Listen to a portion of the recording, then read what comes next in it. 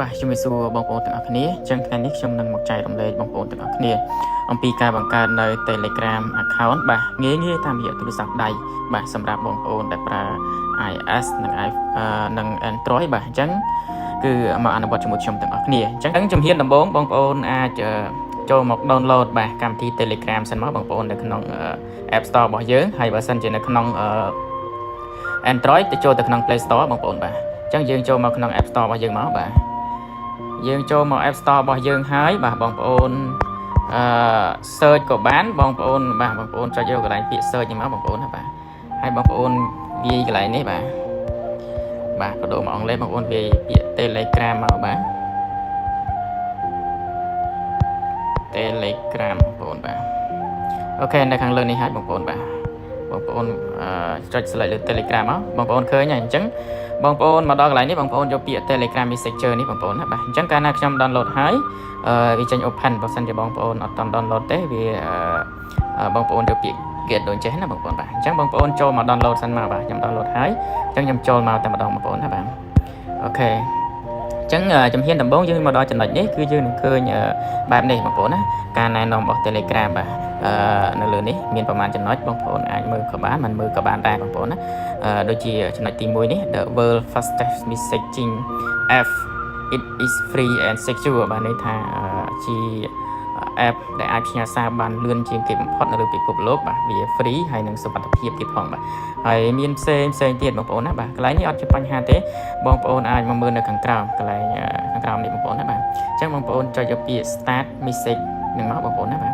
អូខេយើងចុច start លើពាក្យ start message នេះមកអញ្ចឹងវាកន្លែងនេះគឺ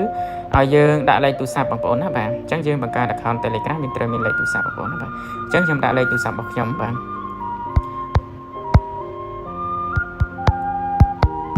ទនេះគឺជាលេខទូរស័ព្ទរបស់ខ្ញុំហើយខាងមុខនេះ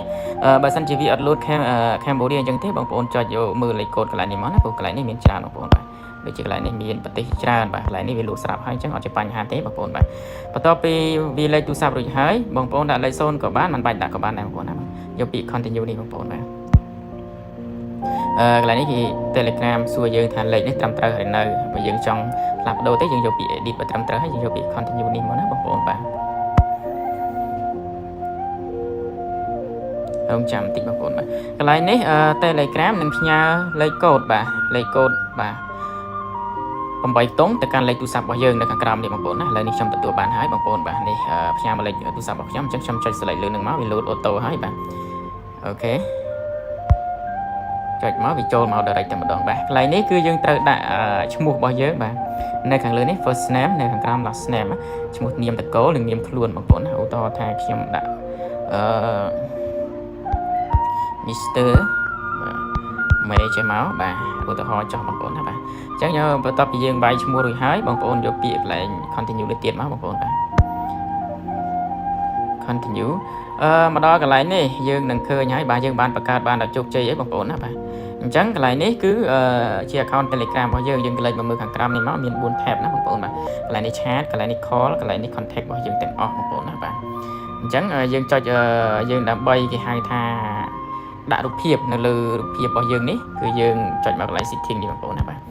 setting ហើយបងប្អូនយកពាក្យខាងក្រោមនេះបាទ set profile photo បងប្អូនបាទចុចលើនឹងមកបាទអញ្ចឹងបាទពេលដែលចុចបែបនេះហើយយើងយកពាក្យ open gallery នេះមកបងប្អូនណាបាទអញ្ចឹងយើងអាច select យករូបភាពដែលយើងស្រឡាញ់ពេញចិត្តបានឧទាហរណ៍ថាខ្ញុំ select យករូបភាពមិនថាជាវីដេអូឬក៏រូបភាពទេបងប្អូនណាបាទខ្ញុំដាក់រូបភាពមួយនេះចុះបាទបន្ទាប់មកទៀតយើងរើសហើយយើងយក text នេះបងប្អូនណាបាទយើងគ្រីសវាមកបាទអូខេអញ្ចឹងយើងបានរូបភាពហើយបាទយើងអាចចូលមកមើលនេះពីអ្នកដទៃគឺឃើញបែបនេះណាបងប្អូនអ្នកដទៃគេចូលមកមើល profile របស់យើងបាទអញ្ចឹងយើងបានហើយយើងបានបង្កើតបានហើយបងប្អូនណាបាទបងប្អូនចង់ set ជា username គឺ set កន្លែងនេះបងប្អូនណាបាទហើយមានមុខងារផ្សេងទៀតដូចជា add story ដូចជា save message អីផ្សេងខ្ញុំនឹងចែករំលែកបងប្អូនជាបន្តទៀតបងប្អូនណាបាទអញ្ចឹងគឺមានតែប៉ុណ្្នឹងទេសម្រាប់ការបង្កើត account Telegram ប៉ុណ្ណេះគឺបងប្អូនអាចឆាតបានហើយនេះបងប្អូនអាចចូលមកមើលបានឆាតទៅណាអីចឹងណាបាទ contact របស់យើងនេះគឺបានបងប្អូនណាអរគុណច្រើនបងប្អូនសម្រាប់ការតាមដានទស្សនានៅវីដេអូមួយ